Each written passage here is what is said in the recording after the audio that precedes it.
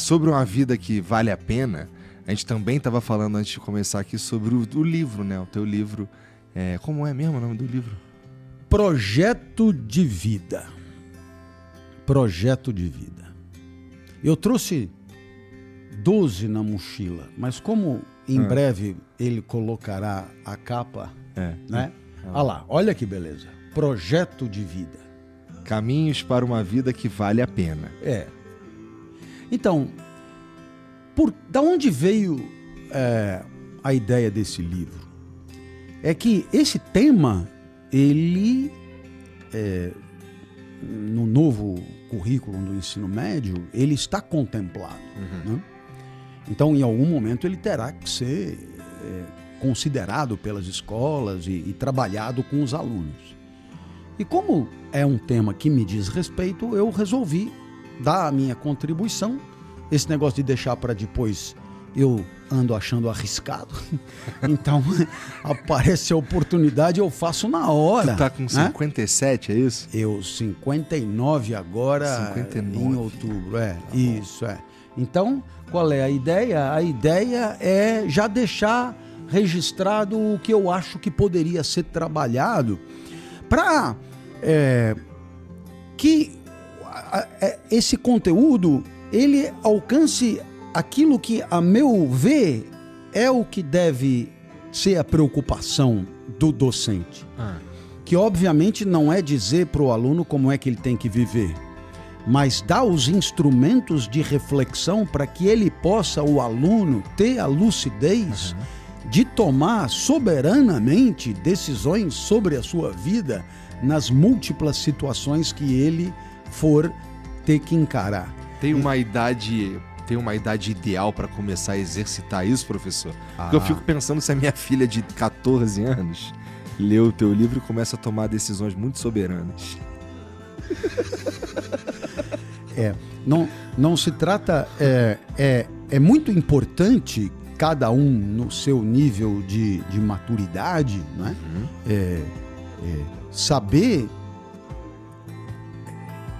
diagnosticar alternativas e se habituar a atribuir valor a essas alternativas. Porque decidir é identificar a alternativa cogitada de maior valor. E isso é um treinamento, isso é uma formação. Agora, claro, sua filha de 14 anos, ela terá os problemas da idade dela, as decisões da idade dela, não é? Sei lá, colar ou não colar na prova, né? Puxar ou não puxar o tapete de um colega, entrar na dividida na busca de um namorado cobiçado e disputado com rivais, etc. Há problemas próprios da idade e há decisões a tomar em todas as fases da vida e é preciso que essas decisões elas não sejam apenas o resultado dos apetites, dos desejos, das inclinações. Ou de quem está em volta também. Né? Mas que elas possam resultar de alguma análise, né? De alguma reflexão. E aí, às vezes, essa análise já nos dá o tempo de não agir de sopetão, porque muitos dos erros que fazemos tá no sopetão, né? Na reação imediata. Às vezes 10 segundos de reflexão e você já não faz o que você ia fazer, né? Então, eu acho que esse livro, que eu adorei ter escrito esse livro, ele é livro para pegar pela mão, é um livro de leitura cômoda para qualquer um, né? A sua filha de 14 anos vai compreendê-lo tranquilamente e qualquer outra pessoa poderá encará-lo com prazer, eu acho. Porque é cheio de exemplos, cheio de... né? Eu mesmo dou exemplos da minha vida. É claro que os exemplos da minha vida são sempre marcados assim por um retumbante fracasso ou alguma coisa ridícula. Eu oscilo muito entre o fracasso e o ridículo. Então, são divertidíssimos os exemplos e aí eu me coloco quase sempre como a pior das alternativas. Ou seja, faça um pouco o contrário, né, do que um pomposo conselheiro de Massachusetts faria, né? Eu vou dizer para você os 10 caminhos para a prosperidade.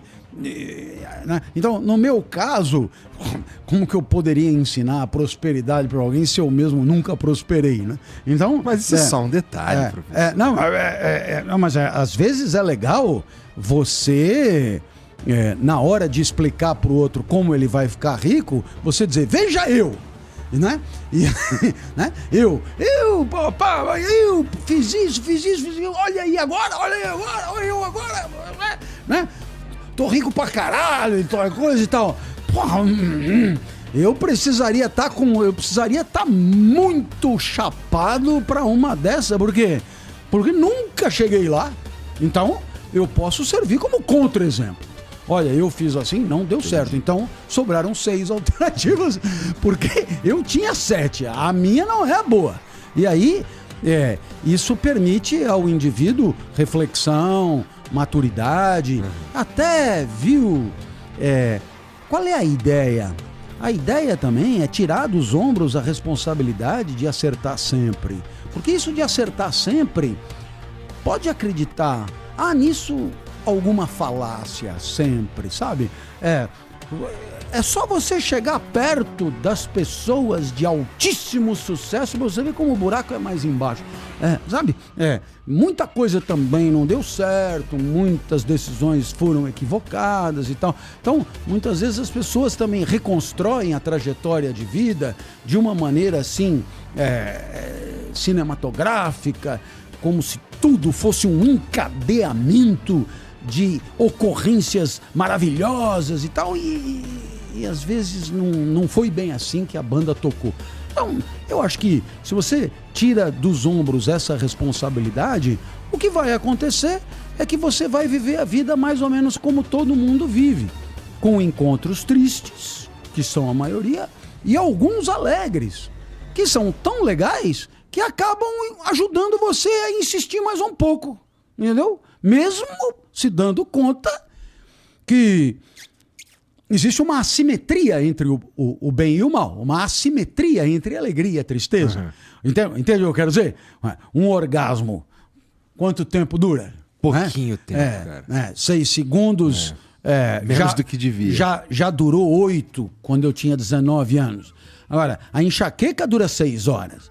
Alguém me pergunta, por que o orgasmo dura 6 segundos e a enxaqueca 6 horas? Não tenho a menor ideia. A única coisa que eu sei é que se o prazer do corpo dura 6 segundos e a dor do corpo dura 6 horas, é melhor você apostar em outra coisa. Não é não? Total. Porque não fecha a conta? Tem que ir pro prazer da mente. Né? Dostoiévski, 6 meses de entretenimento. Se você for aprofundar, 6 anos de entretenimento. Entendeu? Claro, mas mas eu ainda sou mais o orgasmo. Então, você tá meio cru ainda, né? Mas assim... Não dá pra combinar os dois, professor? Dá. Será? Tem que dar. Porque também ninguém aguenta Dostoiévski de manhã, de tarde, à noite, não há quem aguente. É preciso, de vez em quando, dar um refresco. Total. Mas o legal é entender que os prazeres do espírito, eles exigem um pouco de preparo, sabe? Uma pessoa que consegue ter prazer contemplando um quadro é uma pessoa que tem mais recurso para viver do que uma outra que não passa pelo quadro e nem olha.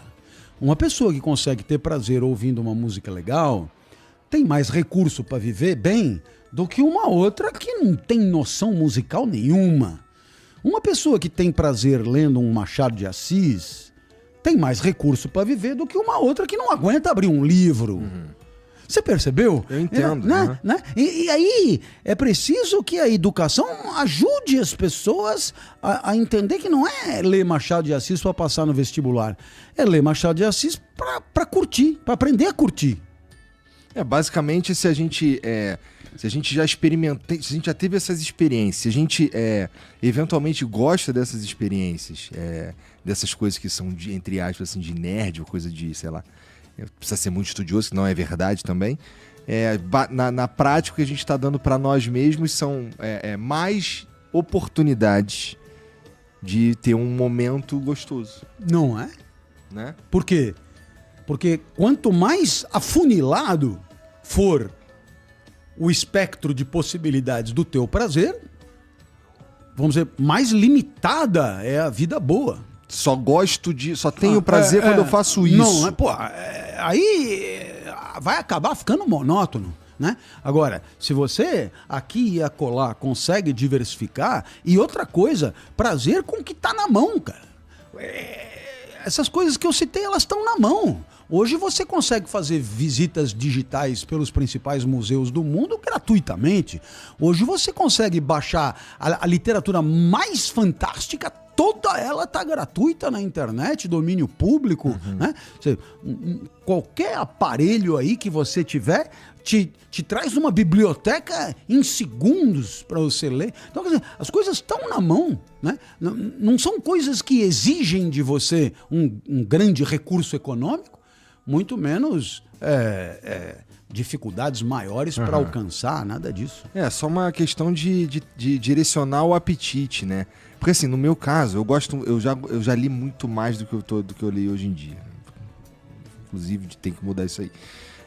Mas, teve fase na minha vida, e até hoje rola com alguma frequência, de eu tô interessado num assunto, eu começo a estudar aquele assunto, que se conecta com outro, quando eu vou ver, passaram 6 horas eu tô lendo sobre aquelas coisas que, já que no último ponto, já se distanciou uns 3 ou 4 assuntos daquele primeiro, mas, assim, acabam me dando um repertório, que eu acho que é um pouco sobre isso que a gente tá falando, que, sei lá, aí eu fico... sei lá, me dá novas possibilidades de enxergar coisas, que é mais ou menos o que acontece quando você conhece uma cultura nova, quando você ouve uma música que você não esperava, né? Então, curto a ideia de estar aberto a adquirir novos repertórios, significa novas experiências, né? Ter novas experiências o tempo inteiro, inclusive ler, né? Inclusive ouvir uma música. Eu vou... pegar pela mão mesmo. Ontem, né? Ontem, quando eu vi que o meu time ia entrar com o time reserva contra o time titular dos caras, eu já desliguei a televisão porque eu já sabia que não ia ficar bom. Muito bem. E o meu time não é o seu. Tá. Muito bem. Aí o editor Marcial me deu de presente um Kindle que você escreve nele. Olha, nunca vi esse. Ele é maior e você escreve. Você baixa o texto, aí você, isso aqui é interessante. Você clica lá, abre uma nota assim e você escreve. E aí fica paralelo ao texto, o teu texto. Se você quiser resgatar só as notas, você resgata. Se você quiser pôr junto, põe junto. E se você quiser mandar para converter em texto digitado, também pode. É incrível, incrível, incrível. Bom, aí eu abri lá um Yaya Garcia. Eu abri, Yaya Garcia. Aí, página 1. Aí comecei a ler e você vê como é que o cara diz o que ele diz. Eu falei, eu vou começar a anotar tudo aquilo que eu achei interessante no modo como ele apresentou o que ele está descrevendo. Aí eu estava copiando o livro todo, né? E eu anotando mesmo. E aí eu relia o que eu tinha anotado e falava, cara, olha como é que esse cara construiu isso. Você percebeu? Quer dizer, se fosse um Zé Mané como eu, diria the book is on the table, né? Agora, Machado de Assis não é assim. Vuf! E aí ele apresenta a coisa de um jeito genial. E não é só uma prova de erudição, é uma prova de criatividade literária. Quer dizer, o modo como ele introduz o tema é maravilhoso. E então eu passei a tarde no primeiro capítulo, tranquilamente, e anotei, risquei, fiz e tal. E olha, né? E assim, se tinha uma admiração infinita pelo autor, ela multiplicou por 5. Cara, é do caralho, né? E assim, porque não é Memórias Póstumas, não é Dom Casmurro, não é Quincas Borba, é um livro, digamos, menos cobrado no vestibular, menos ensinado no ensino médio, menos tal, que poderíamos imaginar fosse um livro menor, um livro feito mais no tapa, um livro... Cara, o livro que o cara fez no tapa é bom pra caralho, né? Sabe, o jeito que ele escreve, que genialidade! E aí você curte... Como eu gostaria de ter escrito uma frase do primeiro capítulo de Yaya Garcia daquele jeito. Mas é claro, não é pro meu bico, mas ainda assim é pro meu bico de leitor, que se deleita com aquele conteúdo. Então, fica aí a sugestão a quem está nos acompanhando de fazer esse exercício. Pega o primeiro capítulo, porque eu tenho certeza que se você fizer como eu estou fazendo, não é para ler como para chegar no fim. Para dizer que leu. Leitura dinâmica. Não, é o contrário. Leia. Aí você diz, pô, o que o cara quis dizer com isso? Volta. Não entendeu porra nenhuma. E a chance de não ter entendido, mesmo sendo ficção, é grande. Se não lê com atenção, não entende. Não seja arrogante. Então, leu, puta, olha como é que o cara disse isso, né? E se tiver alguma palavra que você não sabe o significado, nenhum problema. Você tem um negócio chamado dicionário que te permite ver o significado daquilo e você vai degustando o modo como o cara vai aprender. Se você fizer isso, você vai acabar querendo ler o segundo capítulo, né? E aí, se você lê o segundo capítulo, você já foi fisgado pelo autor e você vai até o final de uma obra simplesmente maravilhosa. E isso não... E o vestibular? Já foi, você já passou no vestibular. Você está lendo pela leitura, lendo por você, lendo pelo seu deleite, lendo... Professor, eu não consigo ter prazer lendo esse negócio. Então, veja, cobre isso dos nossos educadores, porque essa era uma tarefa deles, né? Eu mesmo perguntei muitas vezes para professores de literatura por que eu tinha que ler aquele livro e o cara me respondia porque vai cair no vestibular. Ele perdeu a oportunidade de dizer, eu estou recomendando esse livro porque quando eu li, eu delirei na leitura.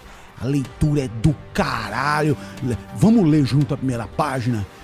Olha. E o cara, ele pelo exemplo dele, ele me contagiaria. Não tive. Provavelmente você também não teve. E aí, eu queria exortar os nossos professores. É preciso despertar o prazer do conhecimento, o prazer do estudo, o prazer... Vai dizer, professor, o senhor fala isso porque o senhor não conhece os alunos de hoje e tal. É possível, mas será que, né, não é uma coisa de morder o próprio rabo? Dizer, o aluno é muito chato e aborrecedor porque ele não vê graça nenhuma naquilo e ele não vê graça nenhuma naquilo que ele é chato e aborrecedor. Você não sabe muito bem onde que a coisa começou, né? Então, nós ainda temos a responsabilidade civilizatória de definir o que a sociedade acha que o cara tem que saber. E se nós achamos que o cara tem que saber a literatura dos nossos grandes escritores, pois que ele goste disso. Já que ele tem que saber, que ele goste disso. E para isso é preciso que o professor, ele também goste disso. É preciso que ele contagie pelo seu deleite, pelo seu olho arregalado, pela sua vibração, e não por um protocolo arrastado. Isso aí vai cair no vestibular, entendeu?